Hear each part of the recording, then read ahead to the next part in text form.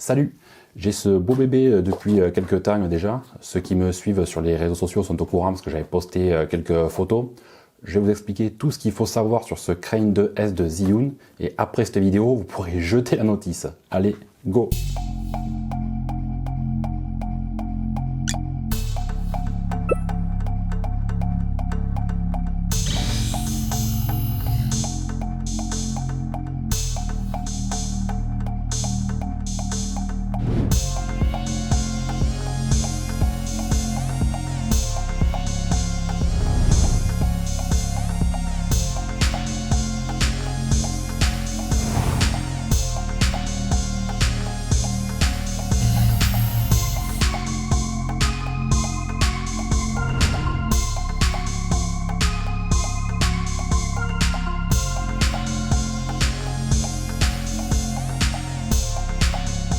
Tout est bien installé, les écouteurs et le volume sont bien ajustés. Allez, je commence par le déballage.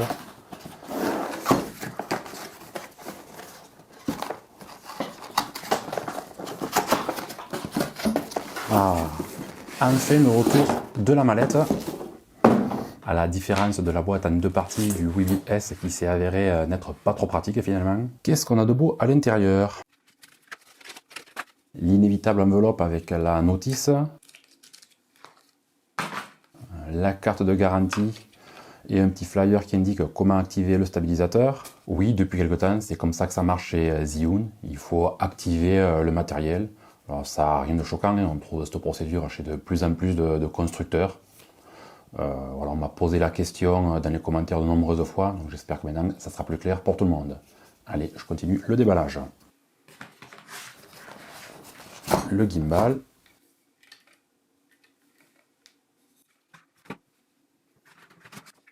Le mini trépied. Les trois accus type 18550. Et le chargeur. Je vais vite, comme on va tout voir plus en détail par la suite. La base de fixation rapide. Et le plateau rapide.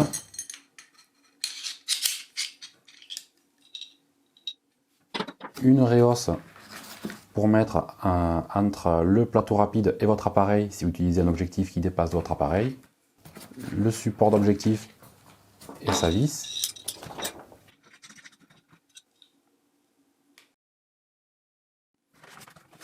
Pour terminer, une boîte avec un assortiment de câbles USB, mini, micro et USB type C. Il devrait y avoir celui qui convient à votre appareil. Hein. Et tout au fond, un sachet avec de la visserie et des clés BTR pour la maintenance. Ce Crane 2S est le successeur du Crane 2. C'est le modèle qui a réellement propulsé la marque. Il fait vraiment très haut de gamme, avec le manche en carbone, les inserts dorés un petit peu partout. Je trouve le design très réussi. Il est en une seule partie. À l'intérieur du manche en carbone, on retrouve le logement pour les accus. Ceux qui connaissent les gimbals ne seront pas dépaysés, c'est du classique. Le système de verrouillage a un peu évolué. Les boutons sont bien plus gros, un peu à l'image de l'engin. Toujours au nombre de 3, un sur chaque axe. Alors effectivement, ça reste toujours aussi pratique pour équilibrer et monter l'appareil sur le gimbal. Ça permet de travailler beaucoup plus simplement. La puissance des moteurs a été revue à la hausse, tout comme les algorithmes de gestion ont été encore plus optimisés. La nacelle a subi aussi un léger lifting. On retrouve toujours les petits leviers pour régler l'appareil. Je trouve très pratique, hein, comme j'ai déjà dit dans une autre vidéo. Ça permet de gagner du temps. Il suffit d'appuyer, hop, on glisse, on serre, c'est fini. Ce serait vraiment difficile de revenir en arrière maintenant. Et les vis, c'est du passé. Pour les adeptes des réseaux sociaux qui sont de plus en plus nombreux à filmer au format vertical, Zhiyun a pensé à vous. Il suffit d'inverser le montage de l'appareil. Alors c'est tout simple, rien à acheter. On prend l'appareil, on le glisse ici. On serre et c'est bon. Vous pourrez les filmer au format vertical. C'est vraiment bien pensé, c'est pas bête. Même si je ne suis pas un grand fan des vidéos au format vertical. Comme sur les nouvelles gammes de Zhiyun, le transmetteur d'image n'est plus intégré, hein, il se monte dessous toujours. Si vous en avez besoin, il faudra l'acheter séparément. Le fonctionnement est le même que celui du Webuild S que j'ai déjà testé. Mais pour ce gimbal, il passe en version 2, même si la version 1 fonctionne toujours avec celui-là. Il y a bien le port USB pour connecter à la caméra et la contrôler directement depuis le manche du gimbal. Et à l'avant, 2 autres ports USB pour contrôler les moteurs du zoom et du focus si vous les avez. La liste des appareils compatibles qui peuvent être contrôlés avec ce gimbal s'agrandit encore plus avec le Crane 2S. Il est possible de contrôler du Canon, Panasonic, Sony, Nikon, Olympus, Fuji, Sigma, Blackmagic et Zcam. Je vous mets le lien vers cette liste dans la description. L'écran OLED agrandi lui aussi, il mesure maintenant 0,96 pouces et il permet d'accéder à bien plus de paramètres. Plus besoin de passer par l'application pour certains paramètres qui avant n'étaient modifiables qu'à travers ZDirect Play. Maintenant on les a directement sur l'écran. En dessous, le joystick de contrôle des axes. Le bouton avec le point rouge qui sert maintenant à allumer et éteindre le gimbal quand on le maintient pendant 3 secondes et qui démarre ou arrête l'enregistrement directement sur l'appareil avec une simple pression, à condition bien sûr d'utiliser une caméra compatible. Le bouton M pour choisir le mode de fonctionnement. On passe de pan following à lock avec une simple pression. Une double pression, c'est le mode POV et une nouvelle double pression pour le mode vortex.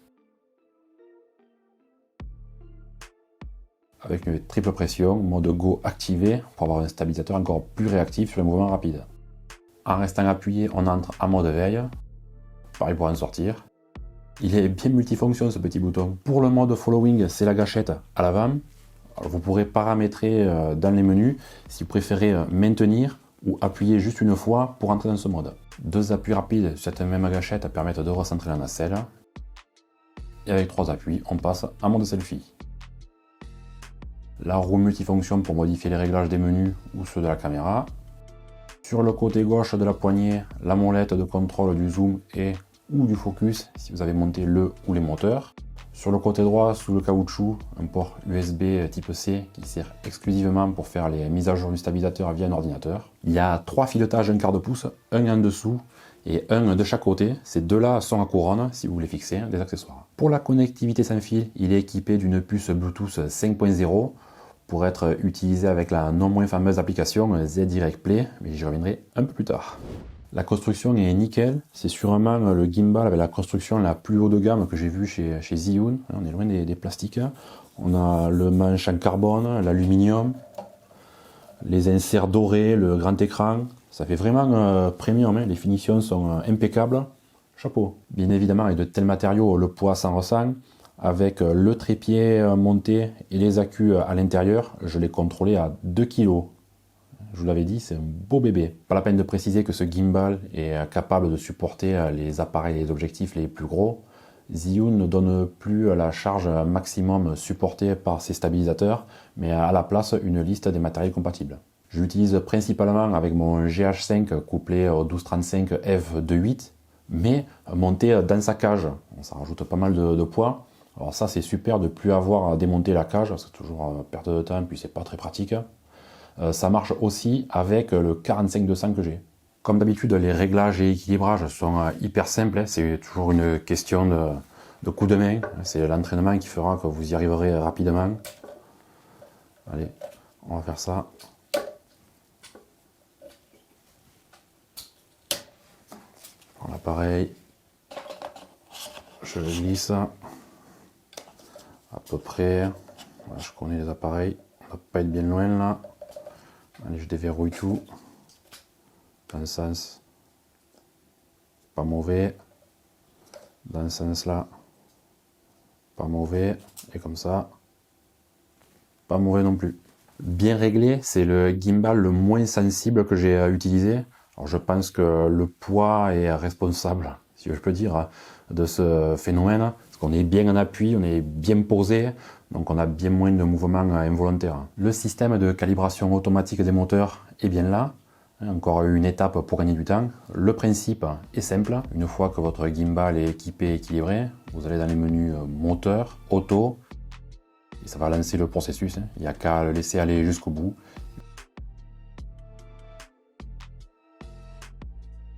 On a une confirmation à l'écran quand c'est terminé. L'autonomie annoncée est de 12 heures. Alors on ne tombe pas loin, ça vous laisse le temps de faire quelques plans quand même.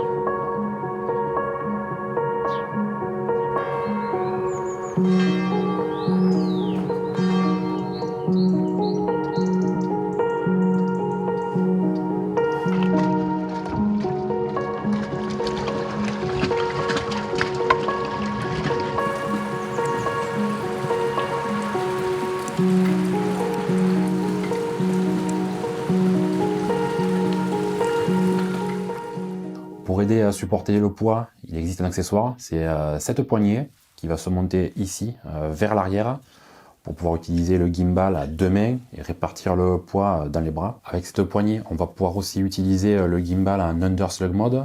C'est un mode d'utilisation qui a été démocratisé par les séries Weebill S, Weebill Lab, Crane 3S. C'est-à-dire que le gimbal vient à l'horizontale et l'appareil photo est en dessous. C'est une position que j'aime bien utiliser, que je trouve très stable. Surtout à deux mains, on a une sacrée force et on fatigue bien moins vite. Autre accessoire qui va vous faciliter l'enregistrement d'une scène en deux points de vue, ou pourquoi pas les coulisses d'un tournage, c'est cet adaptateur qui va se monter ici, à l'emplacement vertical. Alors, on a une première partie avec un levier, on appuie, on glisse, on serre, et la deuxième partie, c'est le plateau rapide. Une punition, on le met, on serre. Alors là, il va commencer à falloir des bons bras pour manipuler tout ça. Vous réglez une focale différente sur ce second appareil de votre appareil principal. Comme ça, en même temps, vous filmez deux points de vue différents. Vous pourrez monter ce que vous voulez en fait dessus. Une petite lampe, un écran, pourquoi pas. Ça ouvre pas mal de possibilités, ce petit accessoire. Comme je le disais tout à l'heure, ZY Player et de la partie. Sans le transmetteur vidéo, il s'utilise de façon basique pour modifier les paramètres du gimbal. Mais il s'avère que maintenant c'est bien moins pertinent puisqu'on a accès à tous les réglages directement depuis l'écran du gimbal. Il y a les programmes de base pour faire des panoramiques, des timelapses en photo ou en vidéo. Je peux dire que ça fonctionne très bien, même sous Android. Bon, les fonctions ne sont pas hyper avancées, mais c'est stable, j'ai eu aucun plantage. C'est bon, on y est arrivé. Pour résumer, ce Crane S2 est une belle évolution du Crane 2 original. Il est bien plus haut de gamme, il fonctionne parfaitement. Je n'ai pas eu de problème de micro-tremblement, qui est le problème numéro 1 chez nombre de gimbal. Il est très stable, pas eu de mouvement inattendu. C'est un appareil très réussi. Le poids est plus important qu'un Weebill S, mais on est un cran en dessus. Capacité de charge, ça n'a rien à voir. Comme j'ai déjà dit, je suis plus obligé de démonter la cage de mon GH5. Rien que ça, c'est super. Même si ce petit Weebill S reste très bien, c'est une valeur sûre. Et il reste mon gimbal un peu de voyage. Comme je suis en plein projet d'upgrade de mon GH5, et son remplaçant risque d'être un peu plus lourd, ce gimbal fera parfaitement l'affaire. Mais je vous en dis pas plus, vous le découvrirez très bientôt. Le gimbal tout seul coûte 629 €. La poignée, elle, coûte 59 € et le petit accessoire pour monter un deuxième appareil coûte 50 €. Je vous mets les liens de tous les accessoires dans la description. C'était mon test du Zhiyun Crane 2S. Si vous avez des questions, laissez un commentaire, vous savez, je réponds. Mettez le pouce en l'air, abonnez-vous et pensez bien à activer la petite cloche pour être prévenu de toutes mes nouvelles vidéos. Je vous souhaite de passer de très bonnes fêtes de fin d'année, restez sages et à bientôt, toujours avec l'accent du Sud. Ciao! Été revu à la hausse, tout comme les blub. Avant, il fadait. Pour être utilisé avec la non moins fameuse application Zhiyun ne donne plus l'information sur le poids maximum supporté.